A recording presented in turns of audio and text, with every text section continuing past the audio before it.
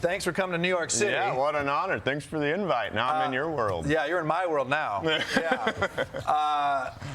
We were trying to get a hold of you. You live in Montana. Yeah.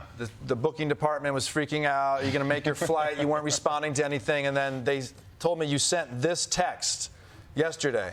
I literally just galloped on a horse for the last 10 miles in the wilderness so I'd be able to catch my flight in the morning. Ha, ha, ha. So this isn't like a bullshit act. You are a wilderness guy. I was in the woods. Yeah, I was a fast horse, fortunately, so I made it out. You won season 6 of History Channel's Alone. You spent 77 days alone in the Arctic. You killed a moose with a bow and arrow. Then a wolverine was trying to steal your moose meat, so you killed that with a hatchet. Dog eat dog world out there. You figured out a way to fish in the frozen tundra, which helped you win. Tell me about winning alone. Oh man, I never pictured that as being a career opportunity. No, it was an incredible experience, man. Nothing like the pressure of getting dropped off on a helicopter and you don't get another meal until you catch it.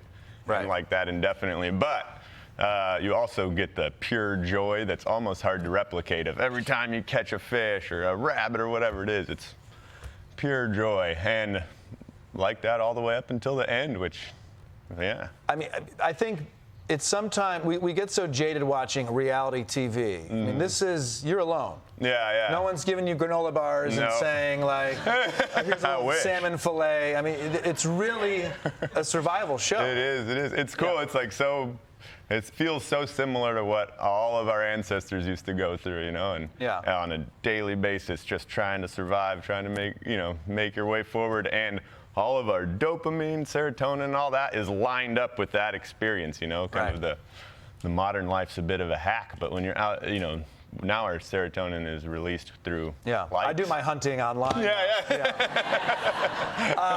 So when you're dropped off in that situation, are you thinking, I need big game like a moose, I need reliable fishing? I mean, what's the strategy? Because you kill a moose, then you have to do something with the moose. Right. Well, my initial thought, for sure, my main concern was food. Like, I thought, I'm a skinny guy, I'm going to starve out here. Yeah. So I was all focused on food. I thought I'm going to catch a bunch of fish, make a pile of fish, and bait a bear in and hunt that. Right. But I didn't catch many fish to begin with and no bear, so I got an opportunity at a moose and just rolled from there. Amazing. Man. Yeah. It was... Tell me about where some of this skill set came from. Yeah. Because this story fascinates me, and it seems to have really affected your view on the world and affected who you are. Yeah, when I was in my early 20s, I went over to Russia and spent a bunch of time living with nomadic reindeer herders. Sure. That's the guy you do. Anyway, next question. You do that in your 20s.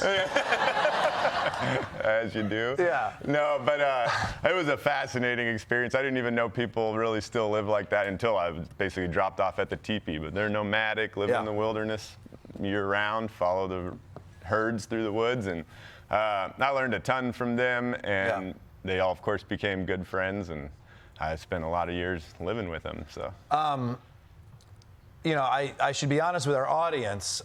Jordan and I have met before, and I took one of your wilderness expeditions.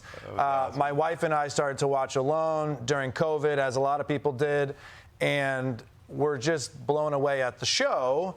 And also you, because you had all this amazing skill set, you could feed yourself, you could survive, but then there also seemed to be a connection and humility with nature that was really beautiful. And now I know you, I know that's all bullshit. But, TV's so amazing. My wife buys me for my birthday this wilderness survival expedition with Jordan. Honestly, after the COVID, I think she was just trying to kill me. And this is me on the right, and this is, I can't even explain to you everything about this, but I flew to Missoula, Montana. I drove 4.5 hours. Then I got on a horseback for 8 hours with you and 9 other people whose partners were trying to kill them. Yeah. We were at 13,000 feet, maybe, in the Bitterroot Mountains. 10,000. 10,000 feet. Let me exaggerate a little bit. Yeah, And you really taught us some things in a really gentle, kind way. There's a picture of you teaching us how to trap some small animals. What is this trapping device? Well, talk to these big city folk about this. You guys all know about this. That's like basically a mouse or a rat trap. It's called a Paiute deadfall, but that's one of the. Yeah. If you don't trap the mice that are harassing you at night, you'll have a miserable survival experience. I thought that would be particularly helpful for so many New Yorkers. Yeah, I know. That's what it is. That's an excellent trap to learn. You were so kind to me. We one day we were walking on the mountain. We see this lake, and I don't know if you didn't have an itinerary or if out in the wilderness you don't have an itinerary. No schedule. No yeah, nothing. so you go, do you guys want to walk down to that lake?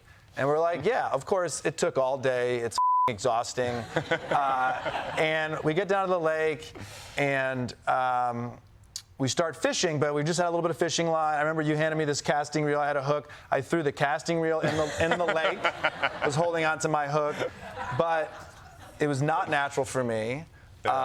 Is it important for you to introduce people to nature in this way? I mean, you could have easily been like, Jesus Christ, you threw the wrong thing into the lake. No, I actually love it, man. I feel like it's so important for people, especially in the modern world, to be able to escape. And I love, it's awesome to be able to empower people to go out there and experience what nature does have to offer. Who did that for you? Where did you learn? Well, I kind of grew up on a farm in Idaho, and that helped, but I really learned a lot living with the natives, I'd say. That's kind of what set my knowledge base apart. So then Jordan just grabs like some fishing rod, a stick and some fishing line, and he just gets like 11 fish. Here's a picture of that. That's where we camped that night. And then he didn't just cook them like rudimentary style. He did a nice little smoke. Here's the fire with the fish on it. Tell us about that. Oh yeah, alder. So up in the northern regions, alder's a great smoking wood. So I like to lay those green alder sticks down on top of the coals. Put your fish on top of that. Delicious. It was excellent. Tell me about, let's say, hunting. People can have a reaction to hunting, big game hunting. It's easy for me to see pictures online and see this picture and go, I don't like this, you're killing an animal. Right. I also feel like you care a lot about nature and conservation. Yeah. How can those two be connected? Tell me that's actually a really fascinating question. I think we are, no matter what we think, we're a part of nature. Yeah. And in my experience, people who hunt, who rely on nature to feed themselves or families, there's few people that are more in tune with the health of a particular ecosystem because you rely on it. So though you do take individual animals at times, according to all the laws and all that, you're also really, wishing the best for the species and working to, provide that via conservation, which is, when you're hunting, you're paying money into the system. They put that money back into the science and the habitat protection that protects animals. So, interestingly enough, the good news is we've done a great job of conservation and have brought, whitetail and elk and all these animals that from the brink of extinction to, thriving numbers through ethical hunting. Yeah. It's I can understand the kind of the knee-jerk. The knee-jerk, yeah. You see these pictures in it, but I think one thing that really was beneficial for me, I'm not a hunter, but I definitely fished and killed a grouse that week because I was starving. Right. And you said, we're only going to eat what we can procure for the next 36 hours. Well, guess what? Kosta doesn't really procure much. But man, this is silly. This is going to be silly to you. And maybe silly to everybody else. But when I took this little grouse's life, it really meant something. And it was sad to me. Yeah. But we then cleaned it. We cooked it that night. It was my dinner. And I just thought on the flight home, I made a lot of notes. I had so much I had to be thankful for. I was like, I'd never been that close to my food before. You appreciate it I so go to the much, grocery store, I buy 4 pounds of whatever, 3 of it goes in the trash. I mean, it's like, man, that was like such a different connection. And that's gone for the most part from us. Valuable. Yeah, I know. I think we've all been disconnected. You were talking about packaging earlier. Right. You know, everything just comes that was in a Ronny, the other guy, but yeah. Yeah, right. But it's important to have that connection with our food. Otherwise, it just all happens on a farm or in a field somewhere, and you can act like you're not a part of the system, but we are. So we should do our job well. Yeah, I bought your axe. Ooh. Okay, so you got any potted plants? People on the subway were looking at me weird, but tell me about this style of axe. You used a similar axe on Alone. Yeah. And tell me some of the characteristics of this axe. To me, an axe is for chopping wood you buy at the gas station when you're on vacation, but you actually used it as a survival tactic. Yeah, so I'm a real connoisseur of a good axe, and Has anybody at The Daily Show ever had an axe out here before? Absolutely not. So the features, I kind of combined all the things I like in an axe into one. It has it's the right length, the right weight and size. Yeah. It's got a single bevel edge, which, if you'd like to pull that off. I'll do this and I'll cut myself. Yeah, careful. She's sharp. They are sharp. So this is, here, I'll let you do it, dude. Why am I doing this? So there you go. It's sharpened from one side so that you're left-handed, I see. That's right, yep. So if I was left-handed, it's got that flat edge. I can carve and whittle like that really well. Chop trees down. You use the axe for so much more than chopping trees down. You do. You do a lot of carving and building things for yourself when you're out there. And so that's why I like that single bevel. It's got a slip-on tomahawk-style head, which is what the Evenki, the native folks, did in Russia. It just makes it easier to repair. You have a little wedge, and it's got kind of the Siberian design, which I like, wide cutting edge. It's very cool. Yeah, it's a sweet. I feel like a poser that I have it, but still. Well, like I said, I don't see any plants. Any potted plants around here. So you must have been putting it to work. You've come a long way to chat with me. I really appreciate it. Your Instagram is fascinating. There's so many great videos and pictures of you with your kids doing this stuff. What's the goal there? I mean, if it's a kid, my kid, I tell him to do. I take my kid to the tennis court, and she stands in the corner and kicks leaves.